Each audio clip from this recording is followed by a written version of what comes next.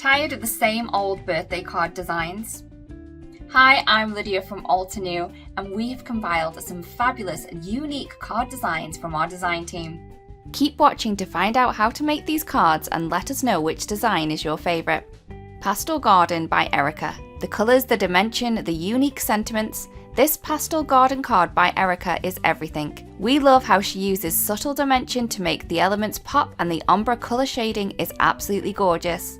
And the enamel dots for the flower centres are just the chef's kiss. I am going to start with just the flower pieces here, and you will notice that I haven't cut out or taken out the little middle bits, like the kind of, not triangular, they're rectangular and a little bit square. So we're not going to do those pieces. I have another plan, so don't worry. First, we are going to try to fit as many of these onto an A2 piece of cardstock, and I only used this A2 piece of cardstock because I already had one die cut or like cut out, so I thought, you know what, let's just use that one. But it was easier, and I did this many times.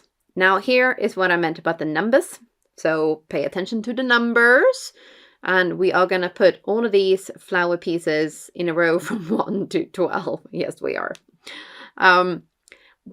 What I meant to say was that it is easier to cut everything from half of an A4 piece of cardstock because it's just easier to fit everything in. And then also maybe do like the big flowers first, and then do like the little pieces with like the spaces that are left. But now I had a really fun idea, right? So here, these are the pieces that number 1, this is what it looks like layered up. I will show you how basically to do it. Now, if you want to have more of like 2 different colors on your die cut pieces, or if you want really seamless blending, I would suggest that you ink blend first and then glue them together. And it can actually even be easier with, especially that number 1, if you do the ink blending first and then die cut and then glue.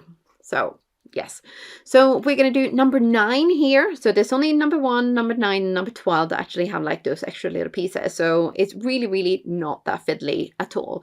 Well, with number 9, there's just 1 little piece added, and with number 12, there is 2 little pieces. So you can kind of see here. And we're going to do those as well. And that is all the gluing of the extra pieces done. And then it's just a bunch of other flowers that we're going to layer up and make into a spectacular little lilac branch.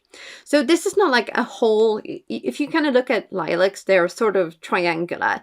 So this is almost like a zoom in picture or part of the lilac branch. It's kind of like if you snap a little tiny branch out of the big bunch, if that makes sense. So if you wanted to cover an entire card base with these, that could actually be really fun. It could be a really great look. But now, so here we're going to cut this out, because you look here on the die cut, it's got all of these numbers that obviously corresponds with the numbers of the flowers. So we are going to use those as a guide, and we're going to create a rainbow from top to bottom. Yes, we are. Now, the reason I said we're going to use this as a guide is because obviously the flowers, they don't go from the kind of like 1 to 12 from top to bottom. So we are going to use our stamp wheel, and we're going to take the grippy mat out. So this is the ultra sticky grippy mat with the grids, right? So we're going to take a card base, and we're going to pop that in. And because white on white doesn't show very well, I have actually cut one out of black cardstock as well. So we're going to use this as a guide. We're going to pop that in the middle. And then we're going to put our sticky mat back. And then now we can kind of see, like, you know, where the branch is going to be on the card base. But also we are now going to use the white piece of cardstock, or the covering on, you know, the packaging, because on the back there's like a guide. So we're going to place all of our pieces in the order that they are going to go onto our branch here. So that way we're just going to ink blend across the whole thing, and our pieces are going to be colored in the right kind of order and direction, if that makes sense. I know I'm asking if a lot of this is making sense, but I'm hoping that you're watching this and you're like, yeah, girl, that makes sense. Yeah, I see it now. Because sometimes, when you're explaining something, and because I'm seeing it in my head, and I did it, when I was crafting as well, while I made this card, I'm like, yeah, this makes sense. But then as I was typing out the blog post, I was thinking, oh, I don't know if this really, really makes much sense, even though I had like pictures of this as well. So I'm hoping that anyone who is reading the blog post has come here, anyone who's sort of found themselves being a little bit mystified what I meant. And all of a sudden they're looking at this and they're thinking, yeah, girl, I get it now. This is genius. Best hack I've seen in a long, long time. High five, girl. High five. There we go. A high five has been done.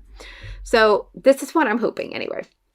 Now, we are going to be going, obviously, in a bit of a rainbow color here. And I did forget to film the part where I did the leaves. Really sorry about that. You will see that in the replay of the live that I did with Lydia, if you really want to see how I do that.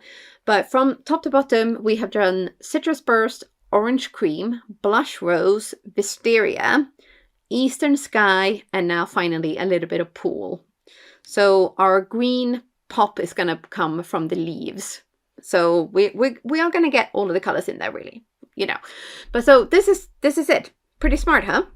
Yeah, I'm feeling it. I really am.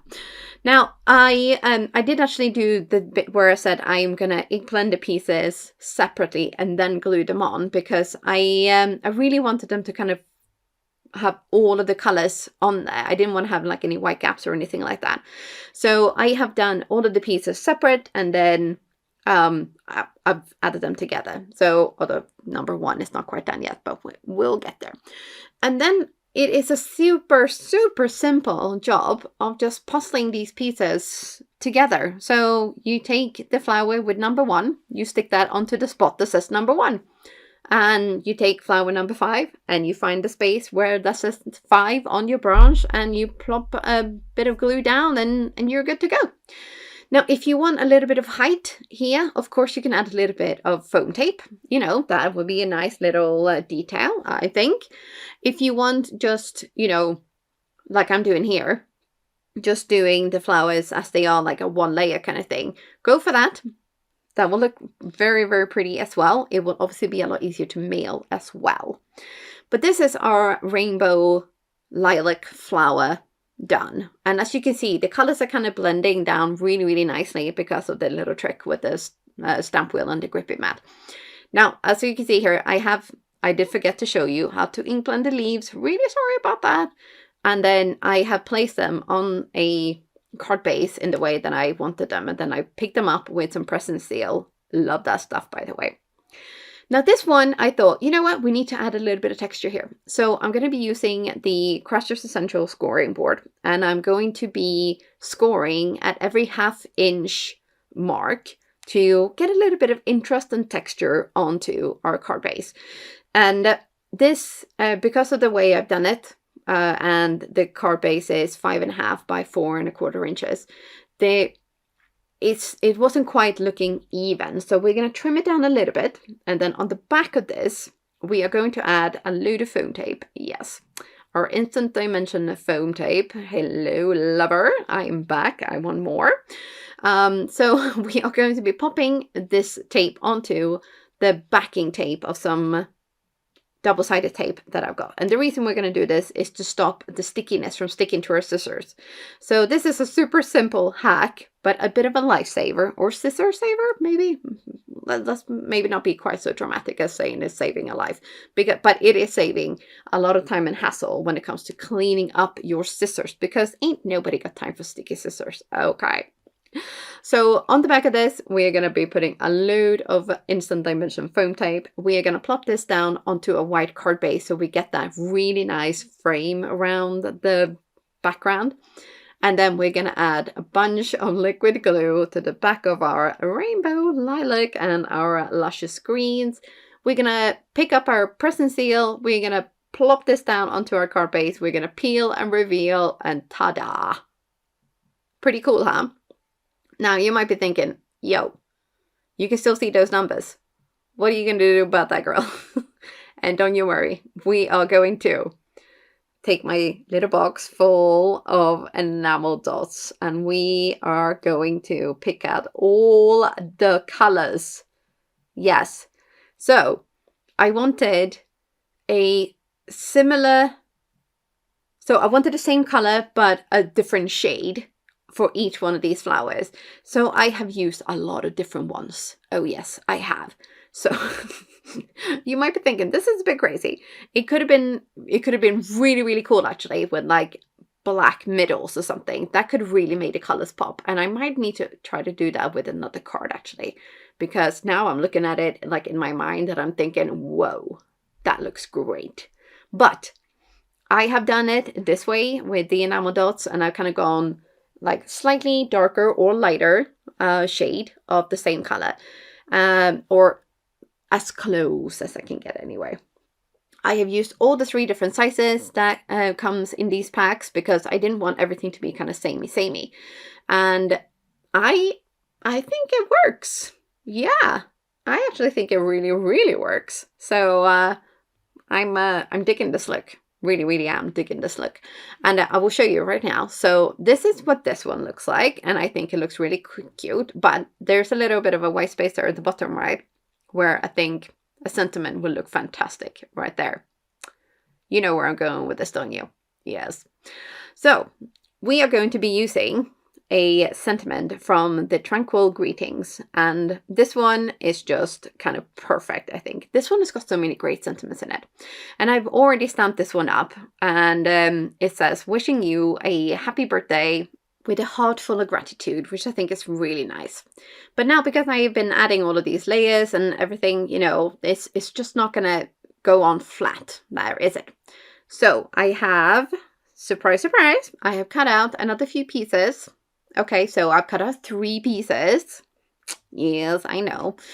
And what we're going to do with these is that we are going to, before we glue them together actually, we are going to kind of gauge. We're going to do this by eye only, and we're just going to chop off some of the pieces here. And then we are going to glue them together.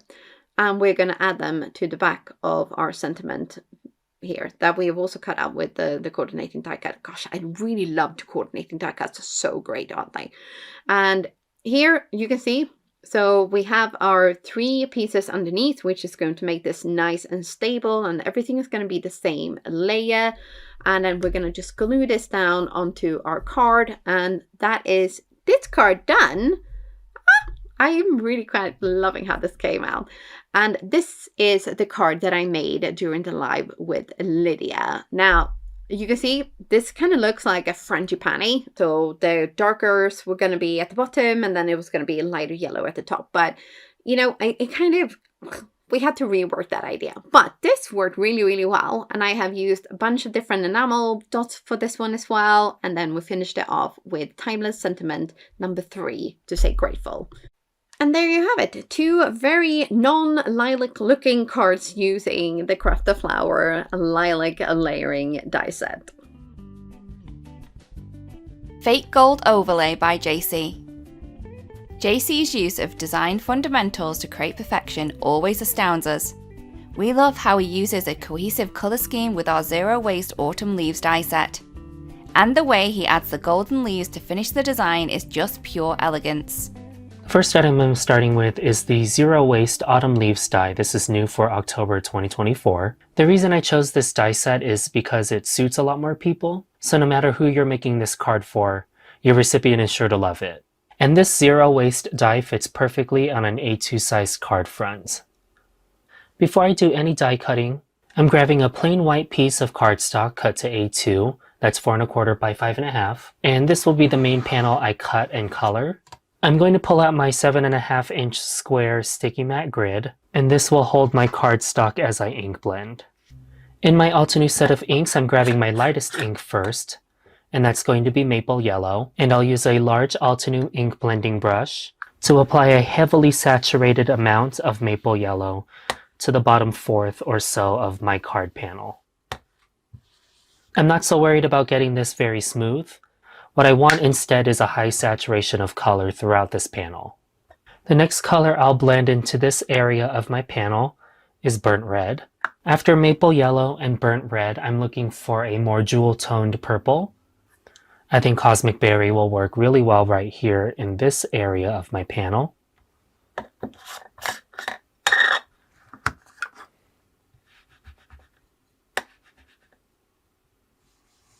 Here's that layer of Cosmic Berry. The second to last color I want to grab is a jewel tone blue. And speaking of jewel toned, I'll pick up Sapphire, fresh dye ink, and blend that into this narrow area of my panel.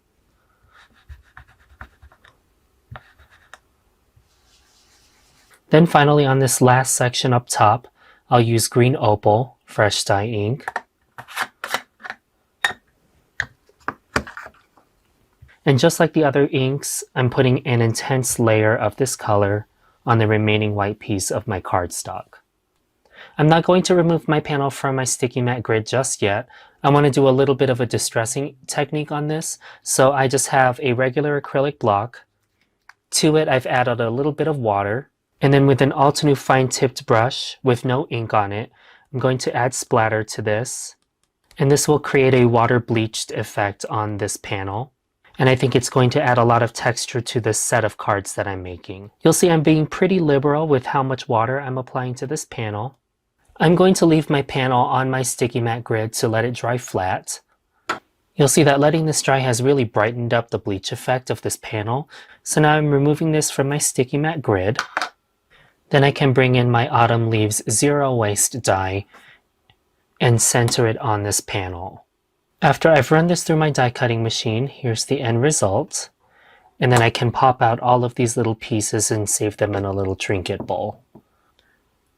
So here's my bowl of all of my positive pieces. I'll set that aside for my second card. And right now I'll focus on just the negative space of the Autumn Leaves die. And I still want to use this die itself to create another element that complements my background panel. I have cut down and reduced a piece of Altenew's brushed gold cardstock, and I will also center the die on top of this panel. And instead of running this whole thing through my die cutting machine in the normal die cutting sandwich, I'm going to follow my embossing sandwich in my Spellbinders platform. So that means I need the A platform base, B platform top, and then I'll use the Autumn Leaves die with its cut side up, the E embossing mat, and then the D adapter plate. The end result of that sandwich is this really textured piece of foiled cardstock. And then what I can do with my ink blended jewel tone negative piece is align it to the openings underneath it. And I love how easy it is to create this fake overlay with the negative piece and embossing the positive piece so that it all looks like one complete panel. Before I glue down my jewel-toned negative panel to the foiled cardstock, I have slightly reduced the gold foil just by a little less than 1/8 of an inch on all sides so that nothing peeps out from underneath my ink blended panel. And I'll just use a liquid adhesive to glue my ink blended panel to the gold foil cardstock. And after gluing down the negative piece to my gold foil cardstock, I've got this faux inlay panel already glued to a folded note card base, and now it's ready for a very simple sentiment.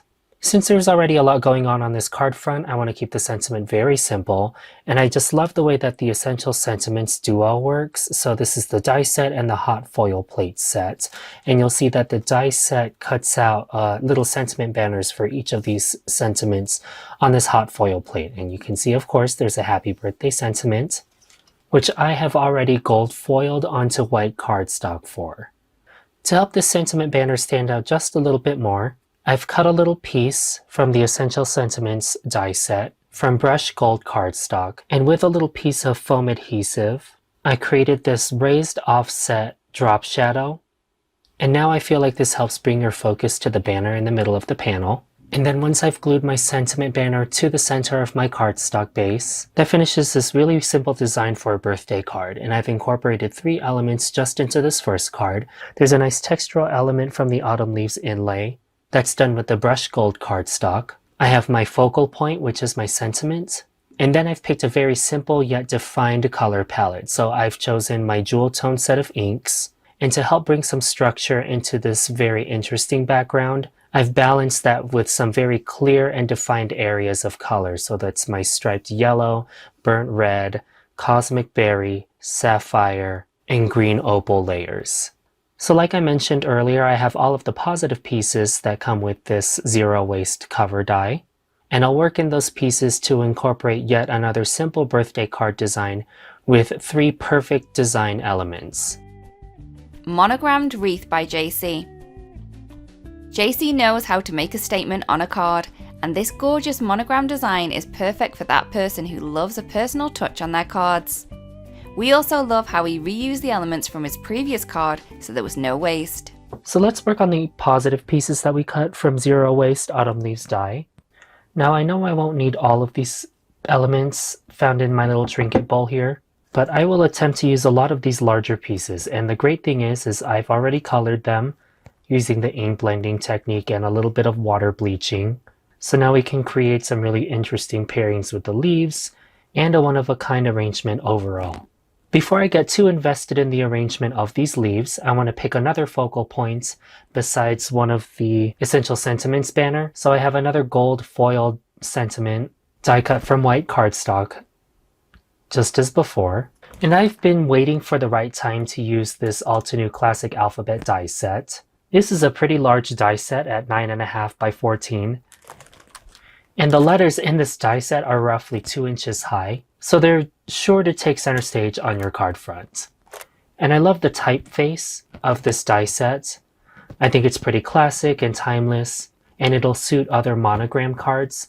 I cut the J letter because obviously my name is Jaycee, and I cut white cardstock 4 times for a stack of J's, as you see on the left. And then on the right I have a brushed gold piece that I will do another drop shadow with, so that I end up with this. I thought about doing this burst arrangement with the letter J, but I'm kind of thinking that a wreath might look a little bit better. So let's go ahead and do that. One of my favorite neutral cardstocks is Sand Dunes, right here. And what I love about Sand Dunes in particular is that it is lighter than a craft colored cardstock, but it's not too yellowy, not too orange, not too pink for a great neutral. So lighter than craft, but still works with any sort of tonality. So I have a lot of warm colors here in the jewel tone palette. And I think these colors complement my background cardstock, but also gives just enough contrast for the white letter J that I have on top. I'm sticking my panel to my sticky matte grid just to keep everything in place as I'm crafting. Since I already have this fresh dye ink pad out, I'm going to use it as a template for a circle.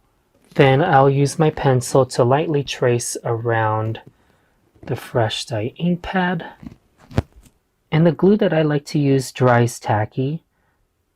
So I'm actually just going to apply a ring of glue on top of my pencil outline. And with these positive die cuts, I'll just grab them sort of at random and start gluing them to the glued outline.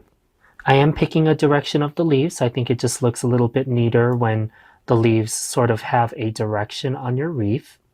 Once I have the larger die cuts down to create some structure to this wreath, then I can start moving on to smaller and smaller elements to really fill in this wreath and to use all of my positive pieces that I cut from the Autumn Leaves die. And this is my arrangement after using the majority of the pieces found in Zero Waste Autumn Leaves die. I didn't use all of the die cut dots, but of course they're easy embellishments for you in future projects. And now my monogram J can nestle easily into the center of that wreath. Before I foam mount my monogram letter J, I'm going to add a lot of white splatter on top of my Sand Dunes cardstock as well as my wreath arrangement. So I'm using pure white ink spray as I always do, and a fine tipped water brush from Altenew, and I'm adding an array of splatter throughout the whole panel. My camera cut out, but that's okay because I was nearly finished with this card. After adding the pure white ink spray splatters, then I foam mounted my letter J monogram to the center of the wreath, And then I also glued down the Essential Sentiments foiled sentiment to the bottom of the wreath for this really classic look. And what I really like about this card in particular is that you can always swap out one of the sentiments on the bottom for another occasion, or you can stamp it. But I thought the gold foil also matched the drop shadow found in the letter J, so it ties everything together. And to recap, these are 3 perfect elements that I think every handmade birthday card needs. So that's some texture, and you can find that on the leaves, on the positive die cuts from Zero Waste Autumn Leaves die set. A clear and distinct focal point, so I think that's the monogram letter J, paired slightly with the sentiment banner found at the bottom. And then of course a very definite color palette. Luckily we were able to stretch our color palette, our jewel tone color palette, between 2 cards, but I added in sand dunes to this card to help raise up the monogram letter J, as well as the foiled sentiment banner found at the bottom. Removable Tag Ornament by Michelle. A card that can be reused as an ornament, Michelle never fails to inspire with her creative brilliance. We love the glow effect she creates with her ink blending, and the focal point is removable, so this card is a gift that just keeps giving. I'm going to start off by die cutting the birdcage from some wisteria cardstock from the new purple gradient cardstock set. I'm adding some double-sided adhesive sheet onto the back of the cardstock. This is so that I don't have to worry too much about adhesive kind of squishing outside the outside edges of the birdcage or anything like that. It's a very intricate die, so I thought that the best thing to do would be to use that double-sided adhesive sheet. So I've got the birdcage itself and then also the detailed layer that goes on top. I'm going to hold them down onto the cardstock using some low tack tape and then run that through my die cutting machine. I'm using purple cardstock today so that the edges and then also the back of what will end up being my tag will be the purple colour of the cardstock. I didn't want to add ink blending on the back so that it kind of looked finished, but I could definitely do that if I wanted to. So I've run that through my die cutting machine, and as I'm trying to get this out, the backing off of the double-sided adhesive sheet has come off, which is absolutely fine. I've cut it another 2 times with the adhesive sheet on the back and then also once without any adhesive sheet. That's going to be my bottom layer. I don't want any of that adhesive sheet on the back because I'm going to have this be a standalone tag, and so I want to make sure that there's no adhesive on the back of it. So I can now line up the bird cages one on top of each other. The thing with this adhesive sheet is that it is very sticky, it works really well, but you also have some time to wiggle it in place, which I personally really love. So I can try and wiggle these pieces and try and line them up as best as possible. And then once everything is lined up nicely, I can really press it down so that adhesive sticks really well. So I've got the 4 layers of the birdcage there, and then I've also got this intricate layer that goes on top. So I can just use my tweezers there and just line that up, and I think that does finish off the birdcage really nicely. So I've just got that top piece there. I did find it a little bit difficult here on camera to try and line this piece up, but I can just wiggle it in place and then push that down once I'm happy with the placement. I'm then going to add some ink blending on top. So I do want this to be a darker colour, but like I say, because I'm using the purple cardstock rather than white cardstock, I'm not going to have that kind of white sort of halo around the ink blending. So I'm taking the Enchanted Garden Fresh Dye inks. I'm so glad that these have been released in the Fresh Dye ink collection. One of my favourite inks, and the difference between the fresh dye inks and the crisp dye inks is that these are a little bit thicker in viscosity, and so they work really nicely for both ink blending and also stamping as well. So I'm just covering the birdcage to start with the second lightest colour in the collection, which is Hydrangea. And now I'm going in with Ultraviolet, and I'm just going to add this sort of around the outside edges, just in a few places. I want the birdcage to look a little bit more dimensional so that there would be some sort of darker areas and some lighter areas. I didn't want it to look completely flat. I can then take the darkest colour, which is Andromeda, and just add that again in a few places, and you can see that I've got some light areas and some dark areas. I think it looks really pretty in the purple tones. I'm now going to stamp the butterfly, so I'm taking some vellum translucent paper, placing that in the stamp wheel, and I'm going to take this butterfly here at the top. This set does consist of different layers that you can stamp the butterfly so you can add colour onto it, but I thought it'd be really pretty to have the butterfly in vellum today. So I've placed that onto the vellum, picked that up with the stamp wheel flip plate. I can prep my vellum with an anti-static powder tool, and I do like to remove the excess anti-static powder with a brush. I can then ink up the stamp with embossing ink. This is a clear sticky ink so that when I add the embossing powder onto it, it's going to stick to it. So I can flip over that top flip plate, press that down and stamp that down onto the vellum. Making sure that that's really well pressed down, and then I can pick up that vellum and then add some pure white crisp embossing powder on top. I do like to add embossing powder a few times, tap off the excess, making sure that I get really nice coverage of that powder. I can then heat set the powder with a heat tool until it's completely melted. If you've never heat set on vellum before, it heats really quickly, much quicker than cardstock.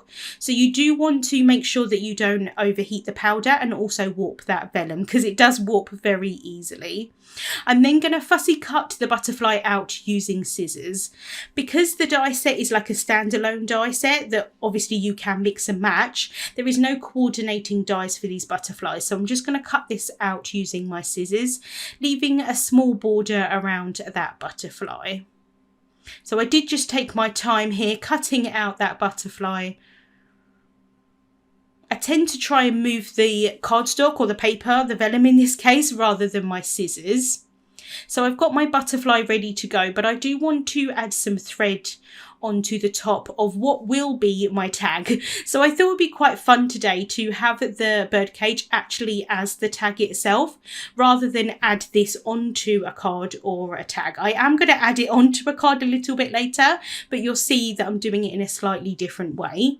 So I've got some silky lilac metallic thread here, and I've threaded that through the top of the birdcage, adding quite a long kind of piece of this thread so that if the recipient wanted to hang it up kind of like an ornament, you could still do that. And I thought that that would be really pretty, especially since it's see-through.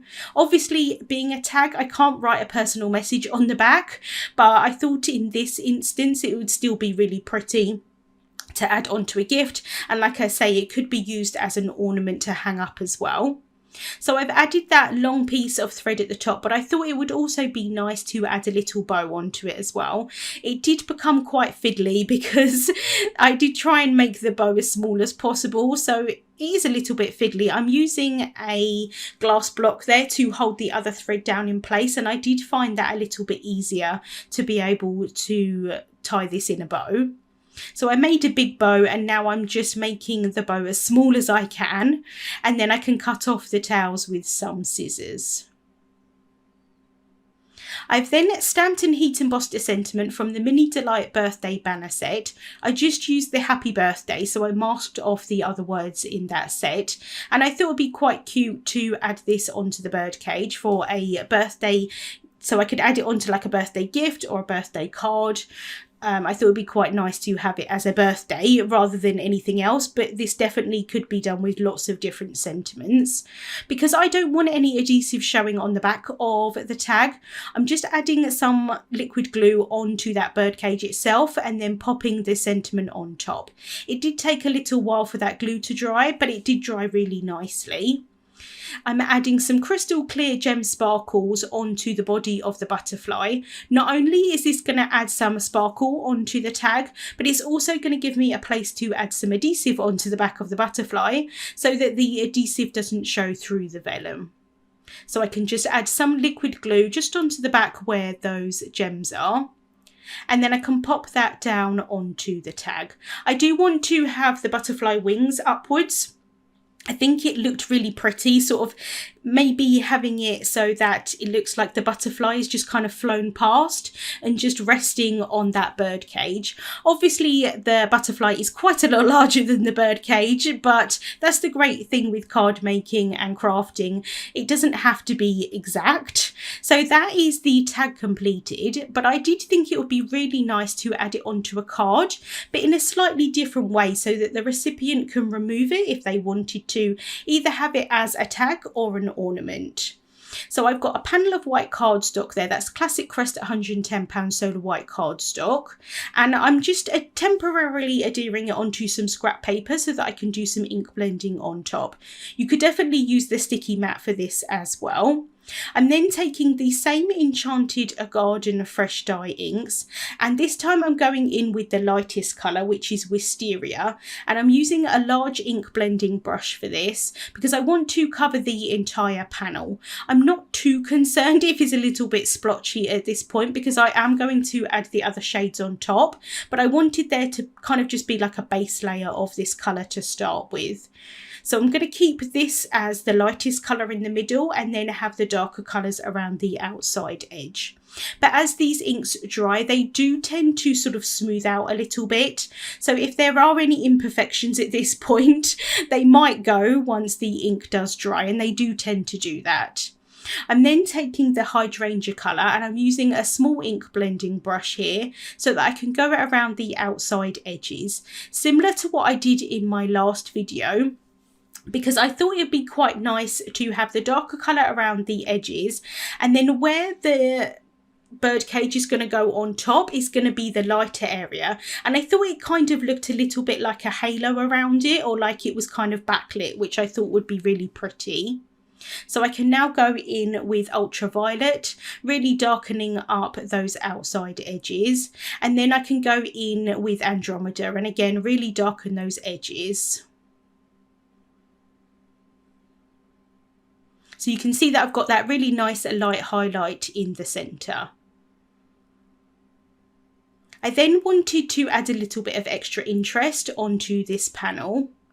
So I'm going to add some splatter on top. So I'm taking some water and just adding that onto a non-stick craft sheet. I can then take the titanium white artist squash and just add a little bit of that onto the sheet as well. And then with my paintbrush, I can just combine them together so that I can make a consistency of the gouache so that it splatters really nicely. I can definitely add a little bit more water to this, but I did want to not add too much water. I wanted it to dry quite quickly, and I do find the less water you add, it does dry quicker. So I'm then taking that paintbrush that's loaded up with the gouache, tapping that down so that I can splatter that onto my panel. And to start with, the drops were quite small. I wanted a little bit more of a bigger impact, so I did go in with a slightly bigger brush. I then wanted to show you the difference in splatter. So this is the panel that I just created, and this was the panel that I created when I was experimenting. So the idea was that I was just going to have the splatter kind of like in a diagonal so that it looked like the butterfly was kind of fluttering up. You know, that's how I thought it would look quite nice. But actually, once I did the other panel, I quite liked having that splatter sort of over the entire panel as well. So I am going to use that one today. But I just wanted to show you the unpredictability of splatter. I'm then taking an A2 size white card base. So this is a finished size of 4¼ inches by 5½ inches. And I'm adding some glue tape onto the front of this card base. And then I can add the panel on top, just trying to line that up as best as possible. And although the ink and the gouache is dry at this point, I'm just bringing in a scrap piece of paper so that I can really press that down, make sure that it's stuck well. I didn't want to get my fingerprints into that ink. So to adhere the tag or the ornament onto the card, I wanted it to be easily removable. So when I write in the card, I'm going to tell the recipient that they can remove the tag so that they can hang it up if they wanted to. I thought, like I say, that would be quite a nice little keepsake for someone. So I wanted to find a way that I could have this tag on the card, but it still be easily removable. I thought about adding some removable adhesive onto the back of the birdcage, and I still might do that, but I also thought it'd be quite nice just to adhere it onto the back using some satin masking tape. This is really easily removable tape, so it would remove really easily for the recipient, and also the benefit is that it looks quite fun on the card, kind of swinging around, which is what a birdcage would actually do.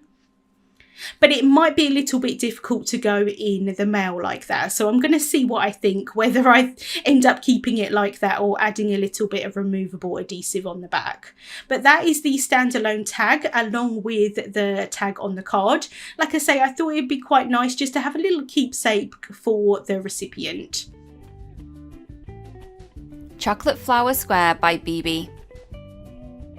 When you're trying to decide between flowers or chocolates as a gift, but end up going with both. That's what Bibi did for this beautiful, unique card, and we can't stop staring at it. We especially love the unique square shape, which takes this card to the next level. So to create the projects today, I'm going to be using the Chocolate Flowers embossing folder and the Zero Waste Chocolate Flowers die set. This kit also includes coordinating coloring stencils, those ones here, and also background stamps and sentiments that will allow you to create different backgrounds for your projects, but for today I wanted to focus on the embossing folder. So I'm going to be using Velvet Cardstock by Altenew. This color is gorgeous and it's 216 grams, so that makes it perfect for die cutting flowers or toppers for your cards, but I'm going to use it today for a background as well. So I'm going to cut a piece that measures 6 inches by 6 inches, and then I spray a little bit of water over the embossing folder because that's what I do always, and I was in autopilot. But because we are using 216 grams cardstock here, we don't really need to apply water. You need water when your cardstock is 300 grams or super thick, so you need that extra help. And because I apply water, I need to allow this to dry.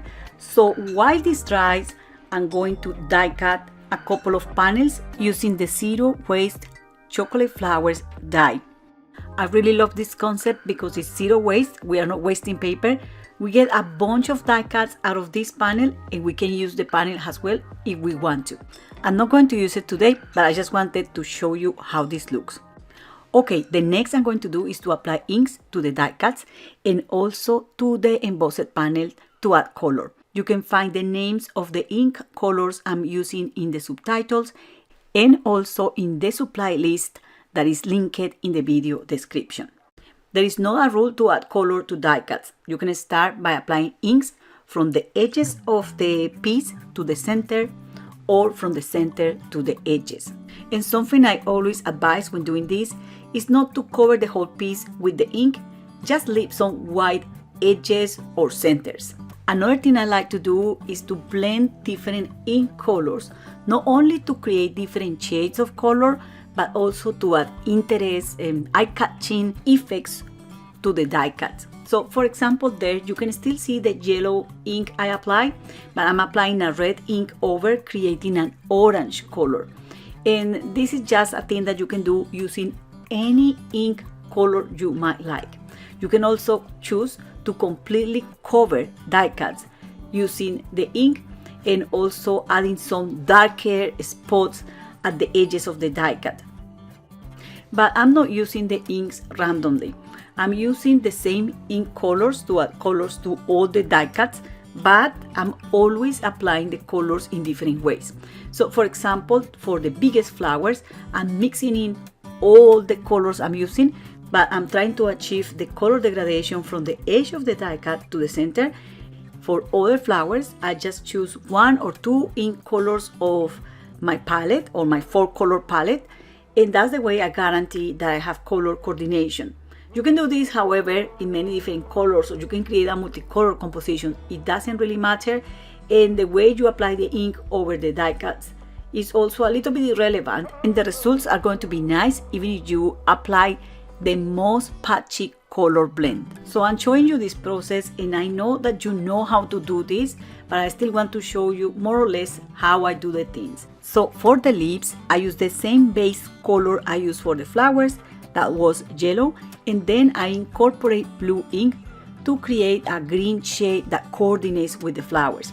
That doesn't stop me from using green inks and even a very dark ink just over the center of those leaves or branches to add contrast, shadows, and interest. The color choice and the way you add color to die cuts or your projects is completely personal and is optional and is never wrong. I was playing with these supplies yesterday and I created a completely different color palette. I also was using the stencils to add color to the flowers. It looks amazing, but for today I decided to do something different. But no worries, if you are interested, I'm going to show you what I did yesterday at the end of the video. For this embossed panel, I wanted to add darken edges or to darken the cardstock color because it's very vibrant and velvety and red. So I grabbed espresso ink and a large brush and I start applying this ink around the edges of that piece. I decided to stop inking this up and trim the edges of this piece to be able to add more ink close to those edges. So I'm going to use pure graphite ink here. This is a very dark gray ink that will allow me to add a little bit of shine and also that color that resembles or look like a chocolate bar. This is a dark chocolate bar. So regardless if you use, for example, brown cardstock or similar cardstock colors, I will advise to use these very dark ink colors at the edges just to add luminosity to that background or to that project. And you can also blend a little bit of that ink on the center, but just a little bit. So this is done, and now I'm going to assemble the flowers. And here you will have many options because you have many pieces created by the die and you can layer them up in different ways to create different flower designs. I'm going to do something very basic here, just adding 2 flower petals in the center of the flowers to create these large flowers. And for the small flowers, I'm going to keep them simple and I'm going to add just 2 small die cuts in the center of the flowers, just like that. And for these other flowers here, I decided to add a black center. So that's what I'm doing there. And this is pretty much done. And the next I have to do is to layer the pieces on my panel. This is a 6x6 panel, so I'm going to create a wreath, but you can create endless compositions here. This is just to get your creative juices flowing and to have an idea of the pieces and different components of the Chocolate Flowers project kit.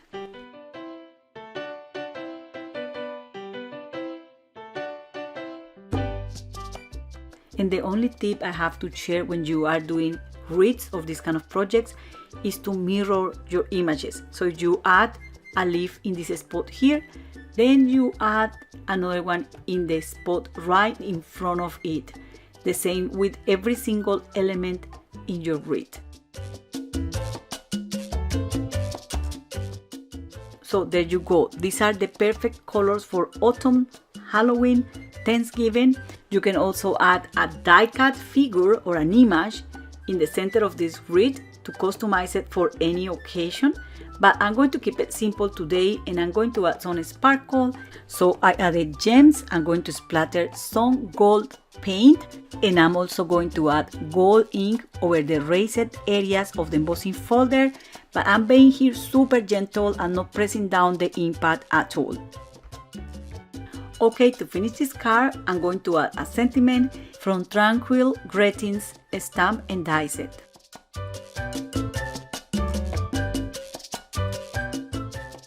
So this card is finished, but I don't want to go without showing you options. So this is what I did yesterday, and I just embossed a panel and I decided to cut it in half.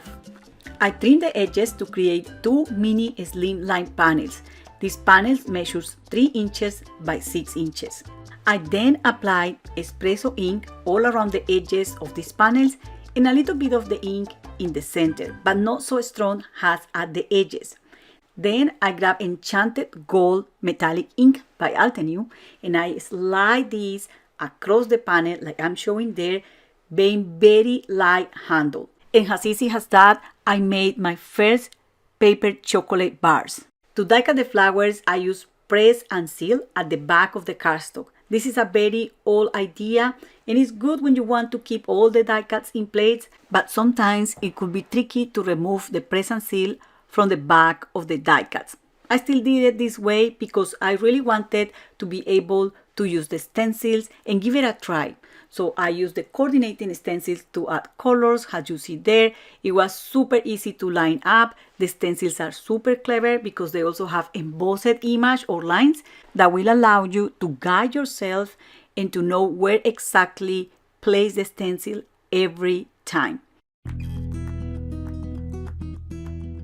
So this not only allows you to add colors to die cuts, you can also add that stenciled image on paper, cardstock, canvas, any other material to create a pattern or a background for any kind of project. Here I have to warn you because if you use press and seal at the back of your cardstock, it's going to be a little bit challenging to remove it. It's not like super challenging that you cannot do it, but it will take extra time and I'm impatient for these kind of things. I'm not sure if you are. So you can skip the press and seal as well. Stencil your panel, die cut another piece and use the negative space to line up the stenciled image with the die. You might need to place that piece on top of the stenciled image, then the die on top and run that through the die cutting machine to do the cut. There are different ways to do it. I think the easiest is just to die cut all the flowers and add color or inks apart. The stencils are great to create coordinating paper or elements for your projects. Once we have all those elements, putting cards together is super easy. In this case, we have this chocolate background, but it could be a stamped background or any kind of background you want. These flowers are gorgeous and you will be able to easily create with this kind of die cuts. And if you want to get more playful, you can also shape the flowers using this kind of tweezers. And all you have to do is to place the tweezer in the middle of the flower petal or the leaf and pinch upwards to get that shape done. So this is an extra sample I wanted to share with you as well. You can decorate boxes, memory albums, tags, or any other papercraft project using these supplies. And I got stuck in the concept of creating dark chocolate bar card ideas, but the sky's the limit when you use different colors and different textures. And I just wanted to provide you here with a visual of the same project in different sizes. And that's all for today. Fun Fold Birthday Surprise by Carissa. Who says masculine cards can't be beautiful? Carissa's sweet, elegant card is one for the books. Her smooth ink blending, the embossing folder background design, the golden thread under the sentiment, all of these elements work seamlessly together for a perfect birthday card. The fun interactive supplies element also gives this card so much fun. Now I'm going to start by die cutting the scallops cover die from some Classic Crest cardstock. This is a white cardstock, and I am actually going to die cut this a couple of times from this white cardstock. I did end up adding my metal shim into my die cutting sandwich here because this is a little bit more on the intricate or delicate side, and that helped me get a really nice clean cut. But I will just kind of smack my die on my work surface here. That's kind of my little cheater method of getting some of the extra pieces out. And you can see I have this beautiful background. Now I want this to have a little bit of dimension and depth. So I die cut it a second time from some white cardstock. And then I'm going to die cut it a third time from the brushed metallic gold cardstock from Altenew. This is going to give my card a little bit of shine. And I think it just kind of elevates the look of that scallops cover die. This really will give it a more elegant look, but if you wanted to keep it more on the casual side, you could definitely go with the plain white cardstock. It looks beautiful as well. But when it's cut from this gold cardstock, I'm just getting all the Art Deco vibes. I mean, can you see it here? I love the look of this. Now, eventually I'm going to stack all these up, but before I do that, I'm going to do some more die cutting. I am using the Celebrate Word die from the Timeless Sentiments 2 die set, and I'm die cutting that once again from the brushed metallic gold cardstock. You can see it kind of stuck onto my cutting plate here, but I'm just using a craft knife to gently lift that off. And I will die cut this word die a couple of more times from some white cardstock to give it some dimension. I am all about the dimension, and I'm all about the shine too, so we're going to have both of those things on this card. Now for the shadow die of the Celebrate Word, I've die cut that from some white cardstock. And before I move on, I'm going to start by adding some liquid glue and stacking up all of the die cuts that I've created. This is going to give dimension, and it also really does give a depth to the card. It kind of creates some shadow, and I really love that look on a card. I'm not afraid of a little dimension, even if it means I have to hand deliver or pay a little extra for postage. But you can skip some of these layers if you choose. Now I have 2 plain white Celebrate die cuts stacked up behind that brushed metallic gold cardstock. And for this scallops cover die, this is obviously a little bit more tricky to get the liquid glue on. I'm just using a fine tip glue bottle and just kind of dotting it all over the back and then adding a thin line around the edge of the die cut. Now, if you wanted to make this a little quicker, you could use like a spray glue or something like that. But once I have some liquid adhesive on the back of that, I'm going to line it up with one of the layers that I've die cut from that white cardstock and just kind of use my fingers to press all of those layers together and get them lined up. Now, once I have all 3 of the layers adhered together, I'm going to set that aside and allow it to dry, and I'm bringing in my stamp wheel. I'm going to do some ink blending, and my stamp wheel, the little photopolymer grid in that, is going to help keep my cardstock and my ink pad in place while I do some ink blending. I have chosen Pool, Galactic Stream, and Navy inks, and I'm going to blend onto this panel. Now, this is going to serve as the backdrop for that beautiful metallic die cut background that we created earlier. And I'm starting with one of the large blending brushes, and I like to use the large blending brush in this particular instance because I can cover a lot of area in a short amount of time. So I'm just adding a layer of that pool colored ink to the very bottom of this white cardstock. And once I have a good layer of that down, I'm going to go ahead and switch out to the Galactic Stream ink, and I'm going to bring that in kind of on the middle of this cardstock. Now, this is a more intense ink, and because I want the blend to be a little softer between the colors, I'm going to tap off quite a bit of that ink onto my work surface before I take it over to my cardstock.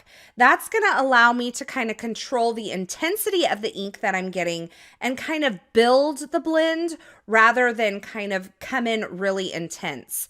Now, keep in mind when you're ink blending, you can always add more ink, but you can't take it away. So it's a good idea to kind of go in a little softer handed than you might want to begin with, and you can build that up over time.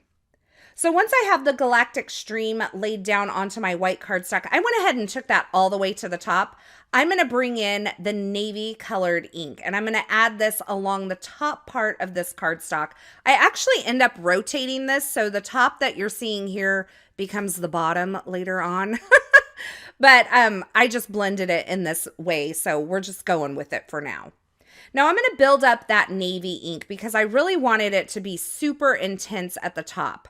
But once I got that blended, I really wanted a little more contrast towards the top of this card panel. So I'm going to bring in some jet black fresh dye ink, and I'm going to blend this on with a smaller blending brush. And the reason I'm doing that is control. Now, the smaller the blending brush, the more control you're going to have over where you put the ink. And I really just wanted a small band of this at the top to really set off that edge. And you're going to see the difference that this little bit of black ink really makes along the top of this card panel. It just brings the intensity and the drama up just a little bit. I don't want this to cover a large area of my card. I just really want it to hit that edge. So I'm just adding a little bit with my mini blending brush here.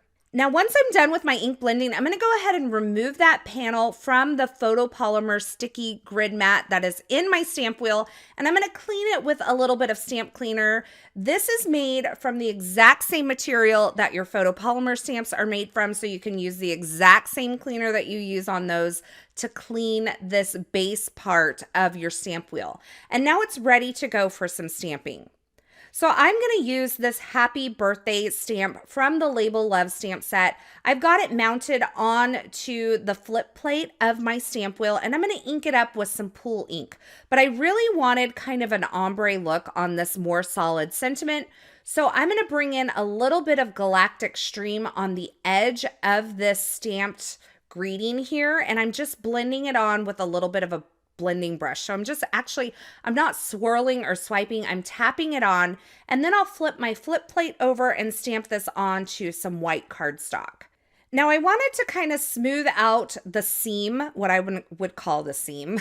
There's no seam, but the line between those two colors of ink. And so I flipped this back over. I inked up the entire thing with the pool ink once again, and I'm going to flip this over. No ombre on this one, just solid pool ink. I'm going to flip it over and stamp it again, and that kind of evens everything out, softens that edge, and gives me a really nice stamped image. Now I'm going to take this over to my paper trimmer, and I'm going to trim this down right along the edge of that stamped border. And now I'm ready to kind of start the card assembly with a little bit of a twist. So I'm starting by creating my card base. This is a piece of white cardstock that measures 5.5 by 8.5 inches. And you can see my scoring board has that nice star where I need to score my card base. So I went ahead and did that and folded my card base and created a nice crease line there. Then I added some adhesive runner to the back of this blended panel that I created and placed it onto my card base there. Then I'm going to flip my scallop background over that I created, add some liquid glue to the back of that, and watch how this just pops off of that ink blended background. It is so beautiful. This right here is giving total mermaid vibes. This would be so amazing with a layer of glitter over it too, or that little scallops cover die cut from some glitter cardstock. So beautiful. But for now, we're going to keep it more on the masculine side, so we're going to keep moving. Now, I have a die cut circle here, and I am scoring it using my scoring board at 1/4 of an inch and 3/8 of an inch. So that 1/4 inch and then one more line over. I'm going to fold on those score lines, and we're creating kind of a modified tri-fold card here. I'm going to really reinforce those and make sure that my creases are really nice. But the reason I did a gap between those is so that I could attach this circle to the back side of my card and have it as kind of an opening mechanism. And you're going to see what I'm talking about here. So as I mentioned, it's going to create kind of a modified or a different version of a tri-fold card. Now, to add a little more sparkle and shine to this card, but keeping it on the masculine side, I've grabbed some of the metallic thread and I've twisted it around my fingers and laid it on top of my circle. Then I'm going to take my two sentiments here, the die cut and the stamped sentiment, and adhere it right over the top using some foam adhesive. Now I'm going to take that little tab that I created with my fold lines. I'm going to add some liquid glue just to that small tab, and I'm going to adhere this to the back side of my folded card base. And that's going to give me a tri-fold card here with that shape on the front. And the really cool part about this is you could create this fun fold with any basic die cut shape that you have. This creates a fun little twist that you might not expect otherwise, but look at this beautiful masculine card with just that bit of shine that kind of elevates it and makes it feel really special. And the great thing about this design with that celebrate word is you really could use it for any celebratory occasion, a retirement, a birthday, even a graduation, and you could blend the colors on the background using the school colors. It would be absolutely fabulous. Monogram Texture Pop by Erum. Monograms should be added to every birthday card if you really want your loved one to know that this card was customized just for them. We love everything about Erum's card here, the way she combines different patterns together without it being too much, The fact that it's unisex card and the colours makes it great. The second card features a personalized monogram and rich texture. There are tons of different ways to do this too. You can add a pattern to the background and add the label die that's of color with a glittery or metallic monogram for one, or swap around with just these elements. You can even add that butterfly instead of the monogram or the chess pieces that Altenew came up with. I will prepare another panel with the modern leaves design, then use the modern leaves background stencil one to add inking to just the leaves. At first I couldn't figure out the placement, so I first placed the stencil with the branches, then layered the leaf stencil on top. Once I figured out the placement, I removed the branch stencil. I used the detail blending brush to add dark night crisp dye ink to the leaves, ensuring the ink was deeper at the base and lighter at the tips. This is something that you really don't have to worry too much about while inking, you just have to add color. Now I stuck to the dark night because I really like this color. You can use any color you want to. I will use the largest die from the Labels and Tags 1 die set and cut out the shape. I will use the Crafty Necessities 3x6 solid cardstock set in Lagoon and cut a strip that's slightly larger than 1.75 in width from one of the panels and emboss it with the Crystal Wall 3D embossing folder. I will add score lines to the card front. So I will add 3 consecutive score lines, skip 2, then add 3 more, skip 2, and so on. As this is a landscape orientation card, my score lines are vertical. This adds a subtle but gorgeous classy texture which goes with the chic look I am going for. Next I will adhere the embossed strip to the card front with instant dimension foam tape and then adhere the die cut frame with foam tape as well. It's after putting everything together, I thought I should add a bit of inking. So I lightly started to apply ink to the edges of this embossed panel and also to the frame using a mini blending brush and leftover dark nitrous dyeing. I thought the inking on the embossed panel looked really cool. It looked bland before. I die cut the letter T from the classic alphabet die set from plain white cardstock a couple of times. Ink the first layer with Aqualicious fresh dye ink, then add a bit of dark night inking with micro blending brush to make it look slightly grungy. Now you can also use the Lagoon cardstock to do this, but I wanted this to be like really inky, so that's why I used the Aqualicious to ink the die cut. I pulled out my gem sparkles to see which ones will look good. I thought the silver metallic ones will match too, but chose to go with the black onyx gem sparkles. I adhered 2 gems from the black onyx gem sparkles on the side of the label die cut. It's at this point I added some to the butterfly's body too. I stamped a sentiment from the Sentiment Strips 3 stamp set in Obsidian pigment ink, cut it into a strip and adhered to the card front. Layered Tag Aperture by Michelle. Another winner by Michelle. Layered Tag Aperture design is so fresh and exciting for a recipient to open. We love the floral element peeking out from the tag and the combination of patterns and colours. This card is pure perfection. I have cut the layers from Colours of Cardstock. I absolutely love ink blending with the Crafter Flower series, but if I want to create florals in a quick and easy way, I gravitate towards gradient cardstock. So I'm using the Cherry Blossom Gradient Cardstock set. I'm using Pink Diamond, Pinkalicious and Razzleberry. And then from the Summer Afternoon set, I'm using Warm Sunshine. And then I'm cutting the stamens from the Brushed Gold glitter cardstock from the Gilded set. I just thought it'd be quite nice to add a little bit of sparkle and shine onto the card. So I'm taking the layers here and I'm adding some liquid glue onto the back of them. I'm adding small dabs in between those areas there where the kind of holes are, so you can see the black cardstock through. So for that layer I cut that from jet black cardstock.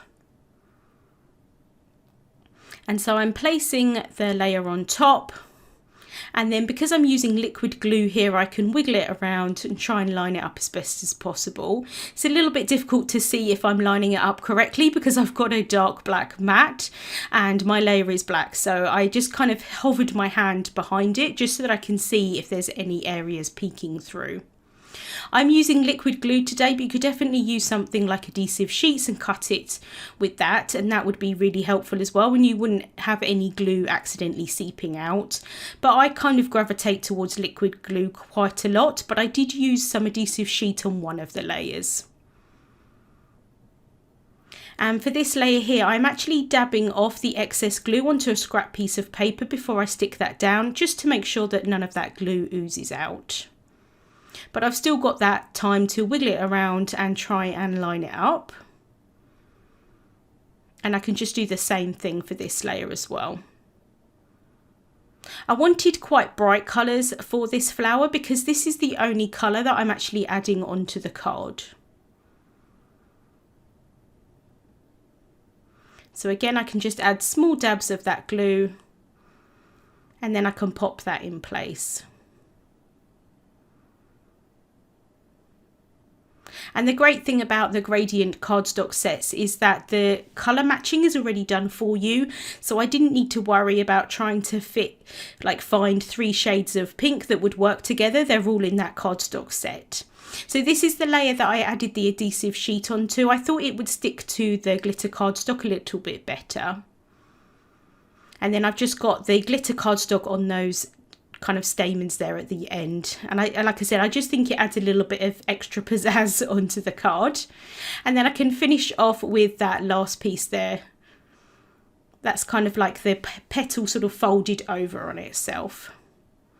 And then I'm going to take an acrylic block and just pop that on top, making sure that that's going to stick down nicely while the glue dries. And then I saw Jaycee do some black leaves with this flower, and I just thought they were so beautiful. And like I said, I didn't really want to add any other colour onto this card, so I thought the black would work really nicely. And it's going to match with the black and white paper that I'm using a little bit later. So I just cut the 3rd layer of the leaf, so I'm actually missing out a layer in between, and just popping that on top. And I think that looks really nice, just adding that extra sort of little bit of layer.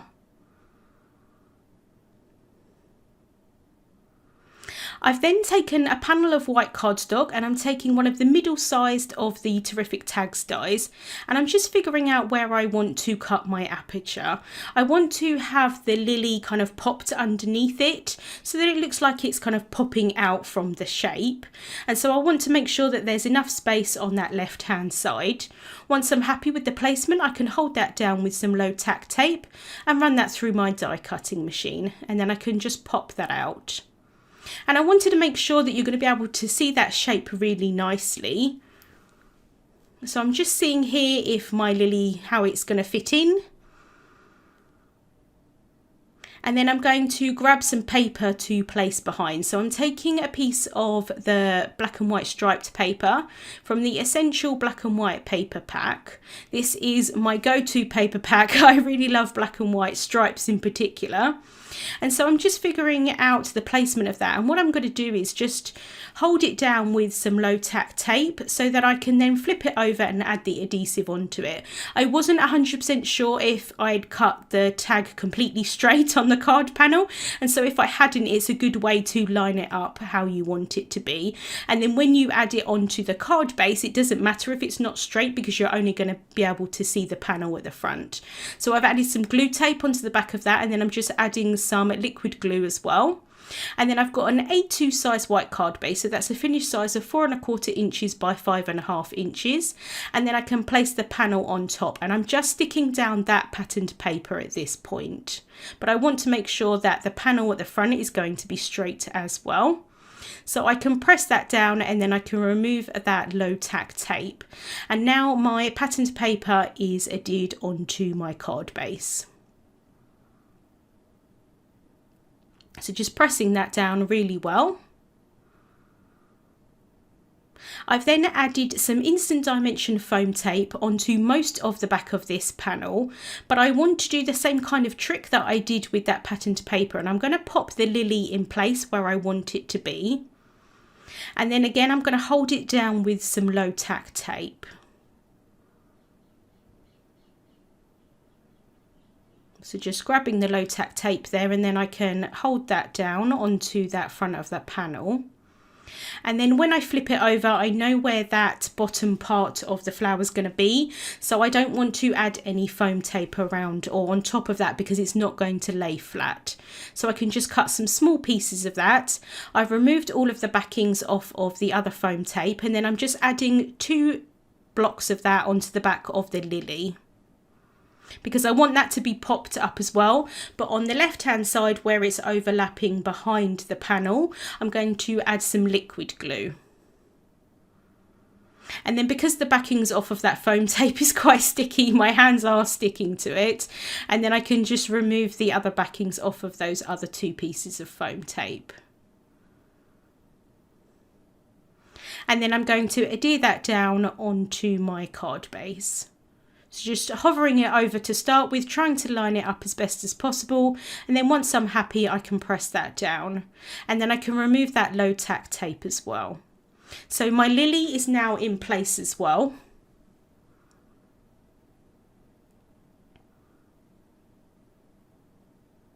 I'm then going to take one of the leaves, and I know that I want one of them to be at the bottom, so I'm adding some liquid glue onto the back of that.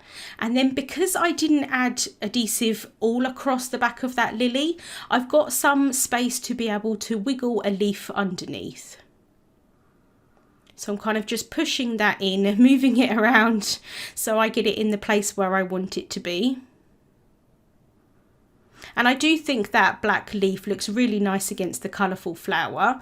Before I add the other leaf, I want to add my sentiment on top. So I have stamped a sentiment from the Soft Blossoms stamp set and heat embossed that with white embossing powder. And I've cut that into a strip, and I'm just kind of using that as a guide to be able to see where I want the other leaf to be. So I've cut that down, and then I can just kind of pop that on the other side, and I'm just taking my time here to kind of move it around, see where I want it to be placed before I actually stick that down. So I can add some liquid glue behind that, and then I can pop that in place. And it's just taking me a little while just to kind of wiggle it in place, and then once I'm happy I can press that down.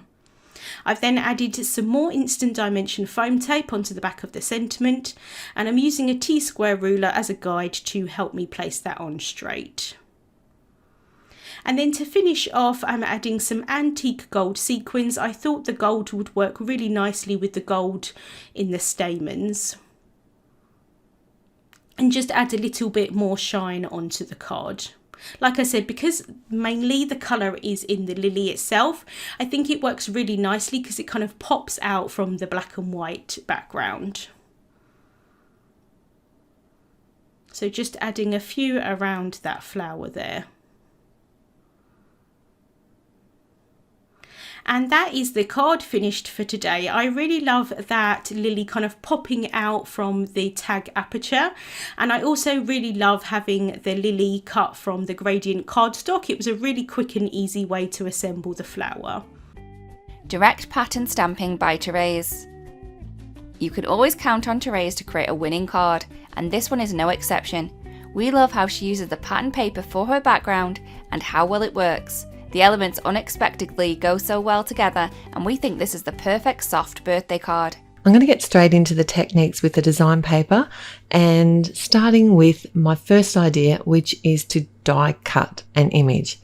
I'm going to be die cutting one of the vases from the Versatile Vases 2 set, and any of these patterns would really work for this from this paper pack. I chose one of the lighter colours and thought it'd be nice to make it look a little bit rounded by using the coordinating stencil and a mini blending tool to just add a small bit of grey ink around the edges.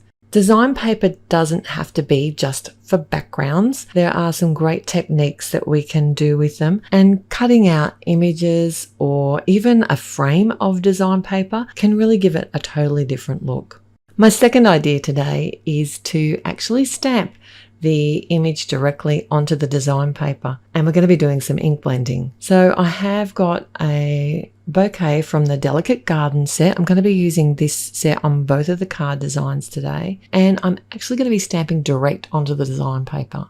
One of the things to be careful here is to choose a paper that's not too busy and something that you're going to still see the image through. It's not going to overwhelm the image, and when you add your colouring after, you're still going to be able to see the shading. While I'm stamping, I decided to also stamp out the other image that I'm going to use today and a couple of butterflies, which are from the Meadow Reflection set. One thing to be aware of with the photopolymer stamps is that they're not all created equal. So sometimes they can be a bit thicker than others in different packs. And because these are from different sets, I noticed that they weren't stamping evenly, but I'm going to show you how to fix that a little bit later on.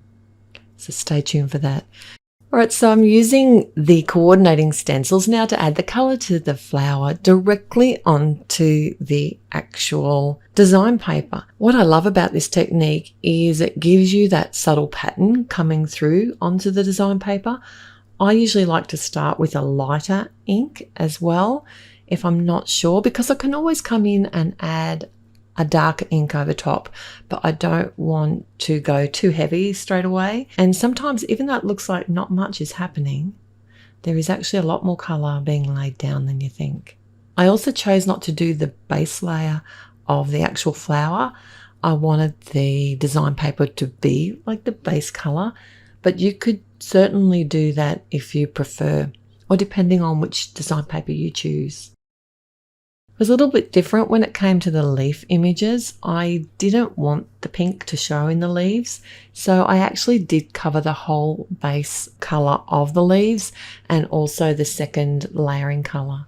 I love that this is such a great way to stretch your products and get a totally different look depending on what colour you choose for the background in your design papers and what pattern, what subtle patterns are there. So I'm going to do what I like to call my easy alcohol marker colouring technique. If you don't have a lot of time, this is a great way to add some quick colour to an image. And particularly good for flowers because it's a little bit messy looking. All I'm doing here is adding 2 different colours to my petals, just flicking out with a feathering motion from the centre of the petals with my darker colour. And then once I've sort of gone around and done all of my other flowers, I don't worry about the ink drying because you can reactivate alcohol marker ink by just laying colour over a top again. You don't have to come in straight away. It does work, I promise. And then I'll come in with a lighter colour and just blend over top. I like to leave some of white edges around my petals just as a bit of a highlight. And you will notice that as I'm adding the lighter colour, it does actually reactivate the alcohol marker ink beneath and get rid of some of those sharp lines. Although you'll see them, once we restamp this image, it's not going to be anywhere near as noticeable, I promise. I did the same technique on the leaves, but I think I need to refill my markers because they weren't blending quite as nicely, but I did come in and add some darker colours to the leaves and the stems, and I did also come and do that on the flowers. Adding that little bit of depth to the flowers makes all the difference. I didn't reblend this after I added it, and I find that a really pale purple works really well for this, but if you didn't have that, you could also come in with a really light grey colour would work as well. It may look a hot mess, but I promise it'll look good when we're finished. So now I'm going to share how I restamped this even though they're uneven.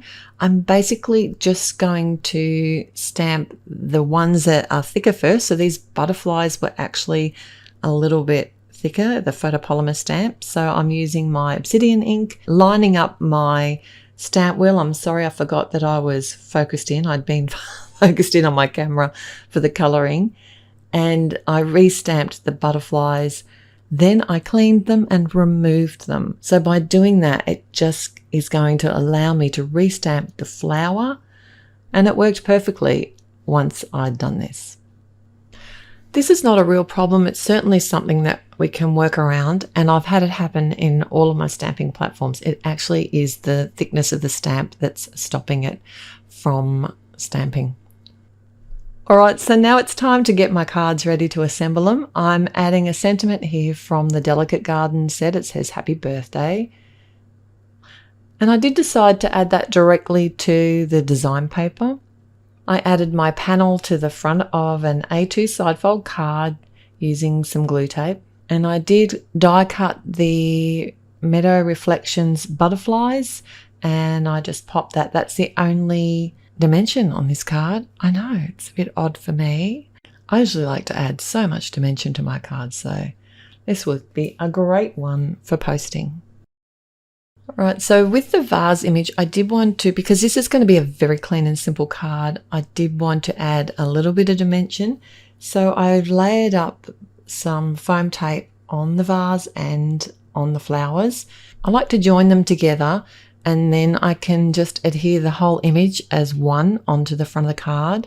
I had a sentiment that I'd already made from the Bold Sentiment set, which I added, as well as the other butterfly. I told you these flowers would work out in the end. You didn't believe me for a hot minute there, did you? All right, so I'd like to know which technique was your favourite today. Did you like the idea of using design paper as a vase? Or perhaps you preferred the ink blending directly onto the design paper? This is actually one of my favourite techniques to do. But I got to say, I think the vase won for me today. Full Front Shaker Card by Lydia. The list wouldn't be complete without an interactive shaker card. And this full front shaker card that I created, Lydia Evans, a few years ago is one of my favourites. This is the Exotic Blooms, and this is the watercolouring book. And in here we have many different images, and I'm going to go with one of the images that have the grey scale. So they both have the black and the white scale, but I am going to go with the grey outline so I can have a no-line watercolour look. For my watercolours, I am using the 24 pan from Altenew, so this is the Artist Watercolour. And what I've done is I've taken some of the very pretty Cherry Blossom of paint from the tin, and I've just added that onto a palette, which is in fact just a normal stamping block.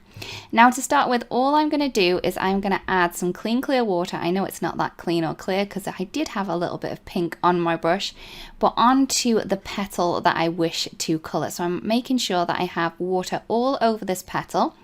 I can then take the pigment from my little palette that I have just above me, and I'm just going to dab that in to where I think it's going to be the darkest. So that's going to be where the petals overlap each other and also the base of the petal. And you can see that I'm just dabbing that colour in. Once I've done that, I can then take a little bit of more water just to kind of pull that colour out as well. So once I've finished the first petal, I'm just going to do the other petals in exactly the same way. Now, as you can see, I am doing petals that do not touch each other. So when they're all wet, make sure that you don't add in another petal next to it. Otherwise, the petals kind of will just run into each other. So you want to make sure that the petals are nice and dry before you start working next to a petal again. So again, I'm just going to be doing the same technique. So that's adding that clean clear water down, or maybe just a little bit of clean clear water that has a touch of pink like mine, and then adding in that darker pigment just to the base of those petals or where the petals overlap each other. And that is going to give you the look of the shadow. Because we have that water down on the petal, most of the blending is going to be done by that water. You don't really need to worry about it. The water is just going to kind of pull that pigment out and give you more of a gradient effect further down the petal just by you doing nothing. So you're just adding that water down first, dabbing in that pigment colour, and then letting the water do the rest for you. As you can see, this kind of watercolor does take a little bit of time, but it is truly, truly, truly relaxing. And I just love to see how those blooms kind of come to life the more of the petals color in. So I'm just going to keep going with this until I've completed all of my petals. The smaller the petal, I do find the hardest to kind of work out how much pigment is going to be needed on the petal. You can actually take some of that pigment away. So if you kind of make your brush nice and dry, you can pull away some of the pigment from your paper and then get rid of a little bit of darkness that way as well. So we are now coming to the kind of finishing line with the flowers. So I'm just going to add in those really small kind of pieces to this flower that we have left here. Again, just making sure that everything is nice and dry before I do work in a petal next to it, because I don't want to get to this point and then have my petals run together. So once my flowers are done, I'm then going to move on to the leaves. I'm using a mix of the Tropical Forest watercolor with a tiny, tiny bit of the Delectable Delights just to add in some extra shading to this. All I'm going to do is I'm going to go over with some clean, clear water. As you can see, my clean, clear water is a little bit green at this point, but I'm not going to worry because it is just going to add a little bit of more darkness to this one. So I'm just going to go over the whole entire leaf that I want to be green. Obviously, I am just adding the clean, clear water down. I'm then going to take that dark green, the Tropical Forest color, add that in at the base of the leaf. So this is where I want it to be the darkest. I'm just kind of dabbing that color in and kind of tracing around the outside edge of that flower that we have there. As I said, I am going to pull this out a little bit more with some water just to add that kind of gradient effect there. The water is actually going to do most of this work. And then when I got to this point, I then decided that I did want to add in some of that brown from the Delectable Delights. So I'm just going to add a little bit of that in too. So once I have done that leaf, I'm just going to do the other leaves in exactly the same way. So I'm going to add that clean, clear water down first, then take my pigment from the watercolor pan that I have on my little palette up to the top of me, and then pull that out a little bit with the water if it needs it. Sometimes it will, sometimes it won't. So I then decided to make these images pop a little bit more, that I wanted to add a black background to this. So all I'm doing is I'm taking the rock collection and I'm adding a tiny bit of water to this, and then just painting my whole entire background with it.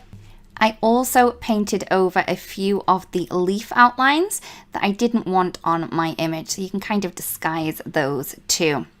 I then wanted to add a little bit more added detail and shading to these.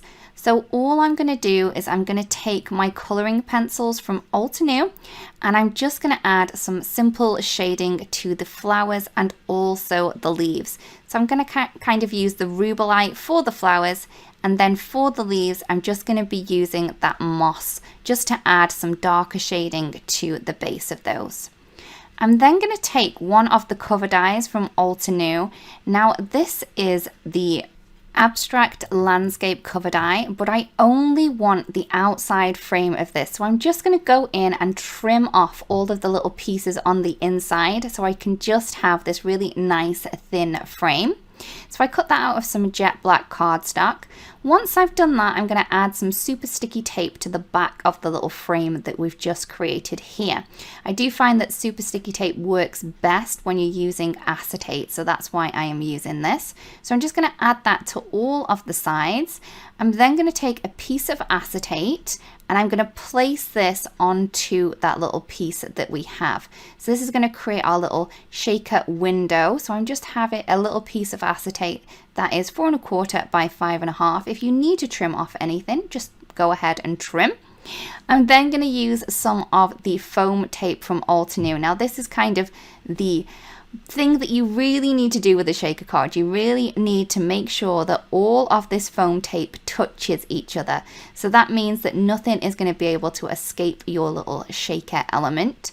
So once I've done that, I can then add my background to my card base. This is a 4 1/4 by 5 1/2 card base, and I've just popped that into position. I'm then going to take the Happy Birthday die from Altenew. I have some of the gold glitter cardstock onto some double-sided adhesive, and I'm just going to run that through my die cutting machine to create this very pretty and sparkly sentiment. I just think it looks so pretty.